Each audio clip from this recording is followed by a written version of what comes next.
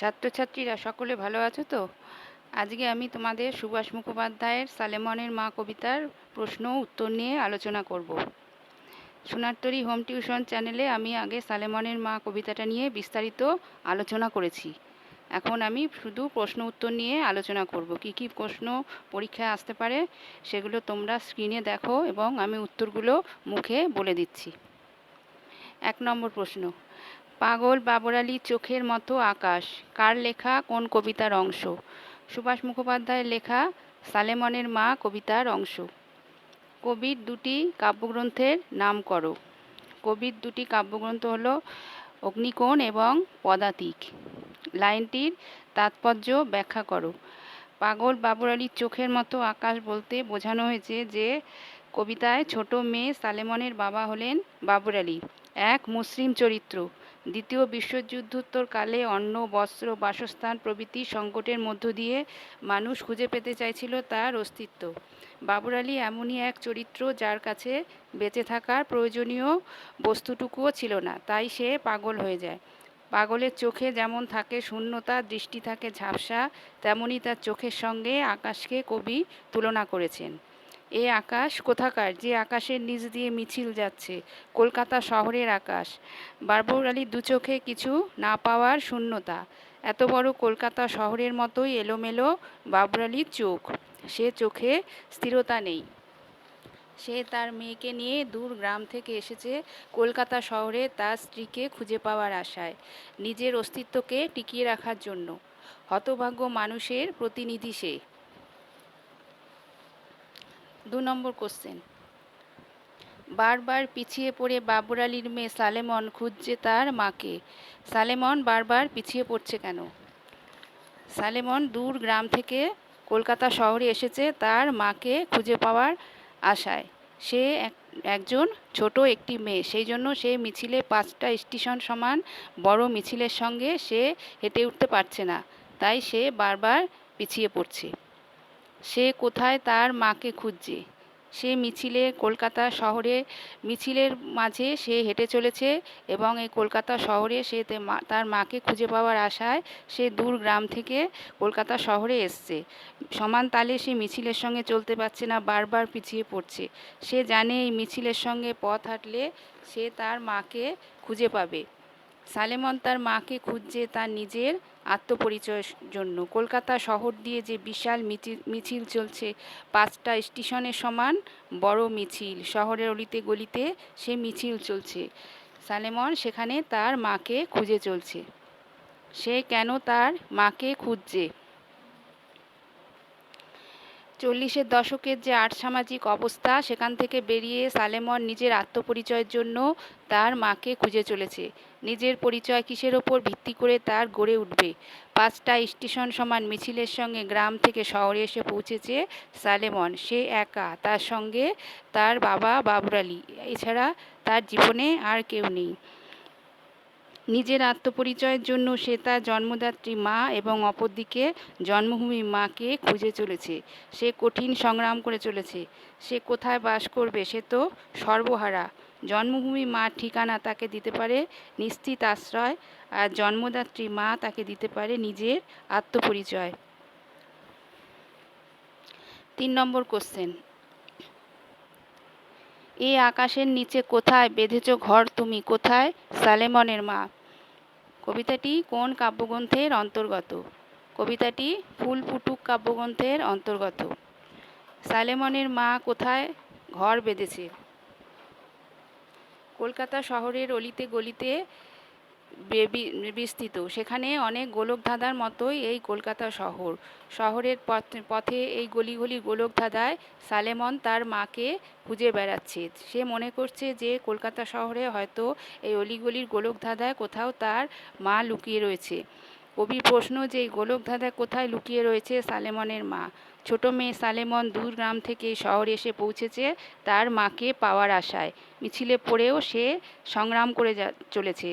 এই কলকাতা শহরের বুকেই হয়তো কোথাও সে নিজে থেকেই লুকিয়ে পড়েছে বা ইচ্ছা করে হারিয়ে গেছে। সেই জন্য তাকে সালেমন তার মাকে খুঁজে পাচ্ছে না।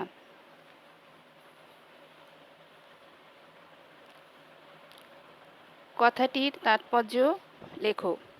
কবি এখানে আবার বলতে চেয়েছেন যে দুর্ভিক্ষপীড়িত যে সমাজের এ আকাশ মানুষকে দুমুঠো খেতে দিতে পারে না, জীবনে বেঁচে থাকার তাড়নায় গ্রাম থেকে শহরে পাড়ি দিয়েছিল যে সময় বহু মানুষ।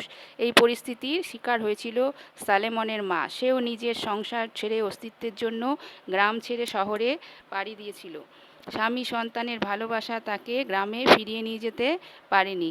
কবির ভাবনায় সে হয়তো অন্য কোনো পুরুষকে বিয়ে করে নিয়েছে, তার সাথে ঘর বেঁধেছে। এই কলকাতার গোলকধাঁধায় সালেমনের মাকে হয়তো কেউ গ্রাস করে নিয়েছে। এতদিন পরে সালেমনের পক্ষে তার মাকে খুঁজে পাওয়া সম্ভব নয়। সালেমন যতই তার মাকে ডাকুক না কেন, তার মায়ের ছাড়া সে পাবে না। কারণ যে নিজের ইচ্ছায় হারিয়ে যায় তাকে খুঁজে পাওয়া সম্ভব নয়। 4 নম্বর কোশ্চেন।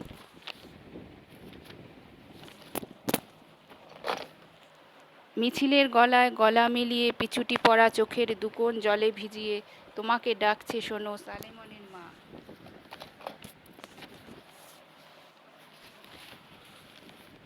তোমাকে বলতে কাকে বোঝানো হয়েছে? তোমাকে বলতে সালেমনের মার কথা বলা হয়েছে। সালেমনের মাকে ডাকছে। সালেমনের মাকে যে ডাকছে সে কোথা থেকে কিভাবে ডাকছে?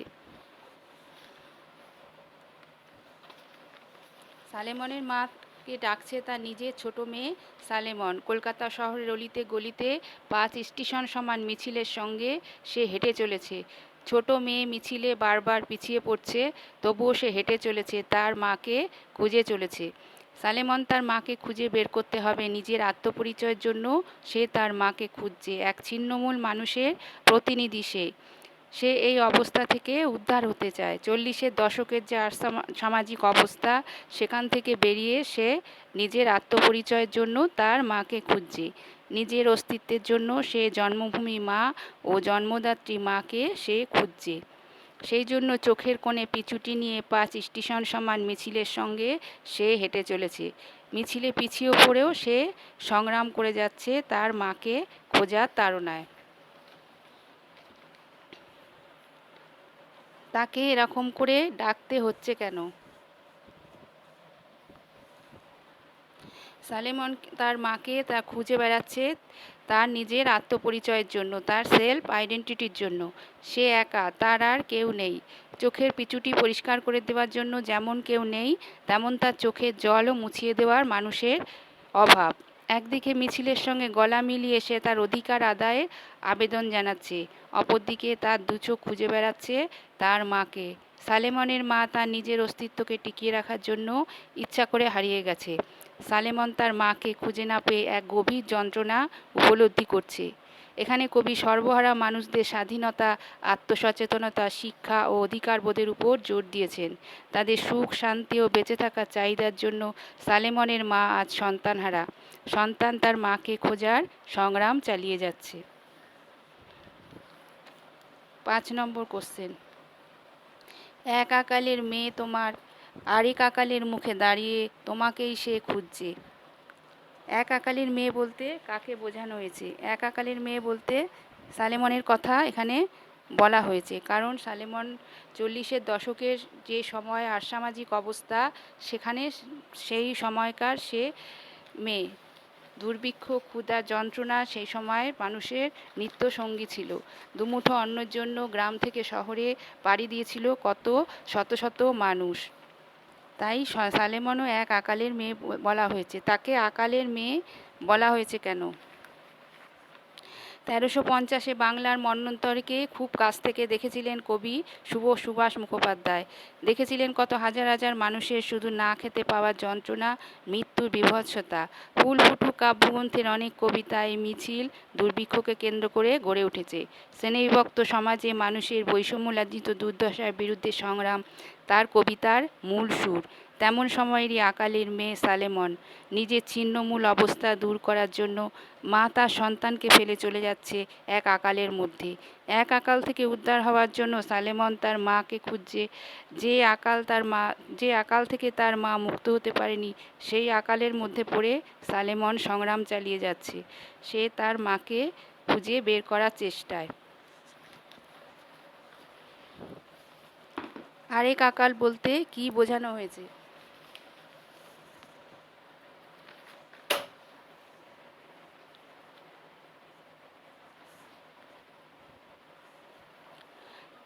সালেমনের মাকে আরেক আকালের মেয়ে বলা হয়েছে কারণ কবি যে সময় এই কবিতার প্রেক্ষাপট রচনা করেছেন সেটা এক আকালের সময়। 40-এর দশকের রাজনৈতিক সামাজিক সমস্যা, মানুষের ক্ষুধা, ক্লান্তি, ছিন্নমূল অবস্থা, স্বাধীন হওয়ার ইচ্ছা প্রভৃতিকে কেন্দ্র করে গড়ে উঠেছে কবিতার প্রতিটা লাইন। সেই সময়কার মানুষের মুখে ঠিকমতো ওঠে না খাদ্য, নেই বস্ত্র, নেই বাসস্থান। অত্যন্ত প্রয়োজনীয় তিনটি জিনিস না পাওয়ার ফলে মানুষের সমাজে নেমে আসে দুর্ভিক্ষ, দেখা দেয় না খেতে পাওয়ার আকাল। এই আকালেরই এক মেয়ে সালেমনের মা। সে জীবনযুদ্ধে হারিয়ে গেছে তার স্বামী ও সন্তানের থেকে, নিজের বেঁচে থাকার তাড়নায় বা অনিচ্ছাকৃত কোনো ভুলে।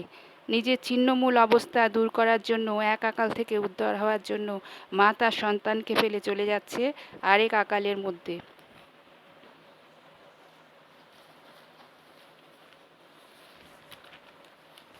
6 নম্বর কোশ্চেন, সালেমনের মা কবিতার নামকরণ কতদূর সার্থক হয়েছে আলোচনা করো।